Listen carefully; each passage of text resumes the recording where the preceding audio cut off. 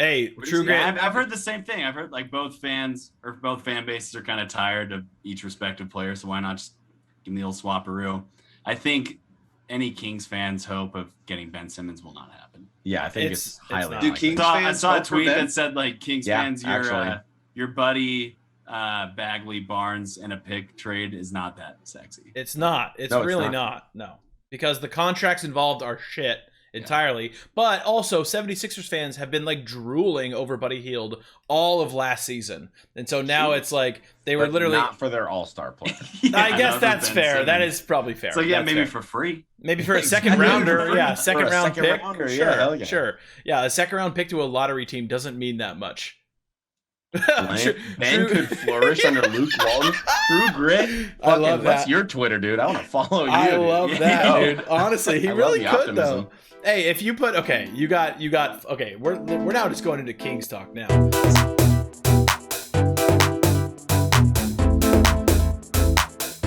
So you got I you got really didn't Fox. get into it. There's some fucking gnarly dumb shit out There's there. a lot of dumb dude. Kings fans honestly are the most ludicrous fans in the offseason because we're so bad that we try to create these scenarios where we get great players, great free agents for nothing. Because we value our players. We're like, oh, they're such good guys. They do a lot for the community. But honestly, on the basketball court, they're not that great. And they're not that great in a good system team.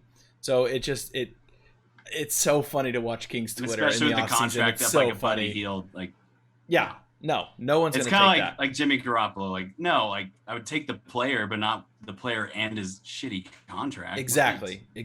Yeah. That's the thing. So what's here's the consistent thing, right? Everyone's like, obviously the two untouchables are Hallie and Fox.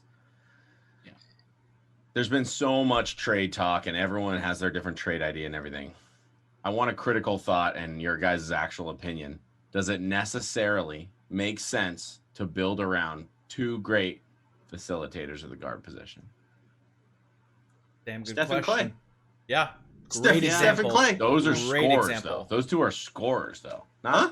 De'Aaron They're Fox, facilitators, De'Aaron too. Fox averaged like 29 points a game. Those No, are I'm saying also Steph and two Clay of are the fucking greatest three-point- three-point shooters of all time. Very true. But Hallie and Fox are like, everyone out there is looking for a point guard, right? The fucking Knicks, the Pelicans, the fucking Who else? 76ers. That's why Fox is brought up in every one of these discussions because they're like, they're He's a point guard stupid. away from winning the whole thing. And the Kings have two high prospects at the point guard position in a way.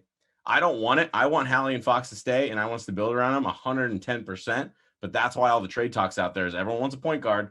Kings are a quote unquote either rebuilding, retooling franchise, and they've got two point guards, basically like high, upside point guards. Right. So you keep Just a one, question right? I want to throw out there. So you keep one, right? Or are you saying get rid of both?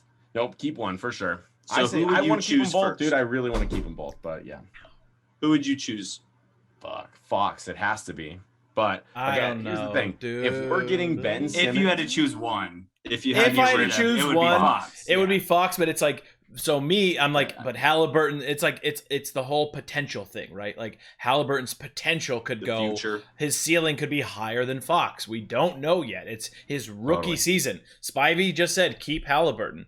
Oh, True Grit said, I'm sure Uncle Vladdy will make the right choice. True Well, Grit good- in 2015, like I don't Yeah. know. I love his energy. Good thing we Keep still it up. have good thing we have Monty McNair. However, I think if I had to pick, that's a tough fucking choice. Okay, so here's a trade. Okay. Here's a trade that I saw. Okay. This is the let's keep Halliburton and build around him trade. We trade De'Aaron Fox to the Pelicans for two shitty contracts in Adams and Bledsoe. Why? Fuck You that. already have Wait, me wait, off. wait. Okay, It's not continue, over. We still continue, get continue. Jackson Hayes and one other young player off the Pelicans and 3 first-round picks from the Pelicans for De'Aaron Fox.